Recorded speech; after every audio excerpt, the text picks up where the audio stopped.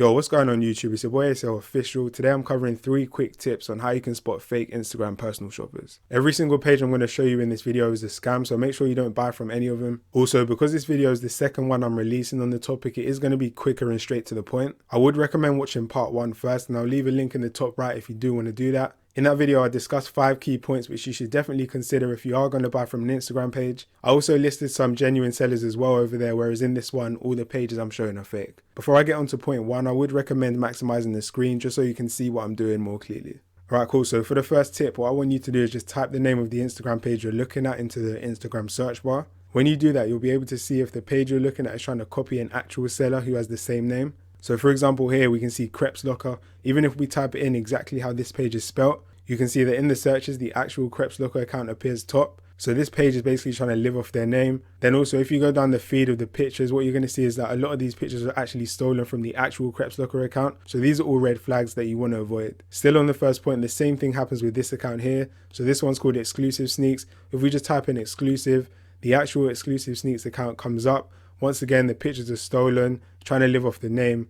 Red flag, don't buy. Point number 2 relates to some of the stuff I've just mentioned, and it concerns stolen photos and watermarks. For this section, we're looking at 3 accounts: Classic Shopper, A Different Exclusive Kicks, and Kicks Maniacs. The Classic Shopper and Exclusive Kicks accounts are both private. If you watched part 1, you would know to avoid these types of accounts anyway, but I have followed them for the purposes of this video. If you look at the pictures on all these accounts, you can see they've added their own watermarks. The thing is though, all these images are stolen, and any personal shopper who is taking other sellers' images and using them as their own, adding their own watermark, that's just no one to trust straight away.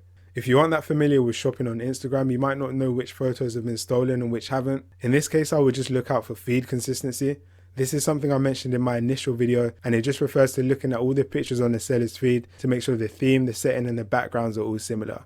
If you see a feed with loads of inconsistency, it often means the page has just been stealing pictures from loads of different accounts, and that can prove to be an easy way to spot some fake accounts. The last thing I'm going to leave you with is not to be too gullible with the reviews you see on these types of accounts. For this point, we're going to look at 2 more accounts. We have Elegant Attire and Iconic Fashion. I've had reports from people getting scammed on both of these pages, but if you go to the story highlight section on both, what you're going to see is some reviews. On Elegant Attire, they have some celebrities highlights, which shows footballers holding up pairs of trainers. Pictures like these that they've uploaded, anyone can make. I could literally go on my account right now and just post up the same picture and change the tag to my own. Likewise, if we move on to the other page I was talking about, you can see there's loads of reviews. Reviews like these can easily be saved and just reposted on another account. So just because you're seeing a review on that particular account doesn't make it legit. You got to just always remember that there aren't really any restrictions to setting up an Instagram account. Like anyone could just make a page, buy a couple followers, and then all of a sudden, you upload a couple reviews, you upload some pictures which aren't even yours. All of a sudden, it looks like you run a legit personal shopping business. So you just have to be skeptical of every single page you look at. And if you are a bit unsure, just don't bother, because you're just risking your hard-earned money and it ain't really worth it at the end of the day. There are some other more important tips which I'm not going to be dropping in this video. These are stuff like price and the payment methods. These were spoken about in part 1, so don't forget you can go back and watch that one. But as far as this video goes, that's everything covered. I hope you find it useful. If you did, make sure to leave a like. Don't forget to subscribe, and I'll see you again on the next video.